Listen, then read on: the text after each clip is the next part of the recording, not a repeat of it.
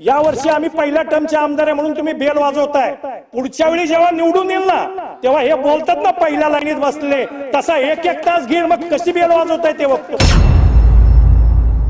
त्याचप्रमाणे साहेब 2 मिनिटं झाली सुरू करून जर म्हणत असताल तर खाली बसतो। एक तर मुद्दा मांडला मी आतापर्यंत, दुसरा मुद्दाही नाही मांडलेला। त्याचा डीपीआर तयार झालेला आहे, त्याचे आता डीपीआर मंजुरीसाठी आहेत, त्याच्यात मी बसूनच जातो साहेब। आता संपवा, कन्क्लूड करा। चेतनजी कन्क्लूड करा, कन्क्लूड करा, प्रामाणिकपणे सकाळी सभागृह चालू झाल्यापासून सभागृह बंद होस तोपर्यंत अजून बरेचसे सदस्य बोलणार सोडत नाही। त्यातला एक मी सलग 3 दिवस बघतोय साहेब, आपल्याला विनंती आहे लवकर कन्क्लूड करा। सभागृहातून जात नाही बाहेर, लवकर कन्क्लूड लोक जातात येतात मुद्दे जर मांडले नाहीत अर्थसंकल्प कन्क्लूड करा। अर्थसंकल्पावर नाही बोलायचं तर कधी बोलायचं?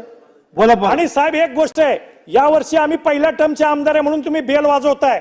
पुढच्या वेळी जेव्हा निवडून येईल ना तेव्हा हे बोलतात ना पहिल्या लाईनीत बसले तसा एक एक तास घेईल मग कशी बेल वाजवताय ते बघतो।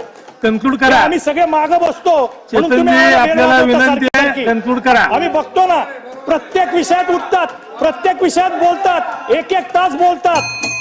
त्यावेळी काय करायचं साहेब? मग पुढच्या वेळी सभागृहात येणार आहे त्यावेळी मग मात्र ऐकणार नाही, 1 तास बोलल्याशिवाय खाली बसणार नाही साहेब। करा, कन्क्लूड करा।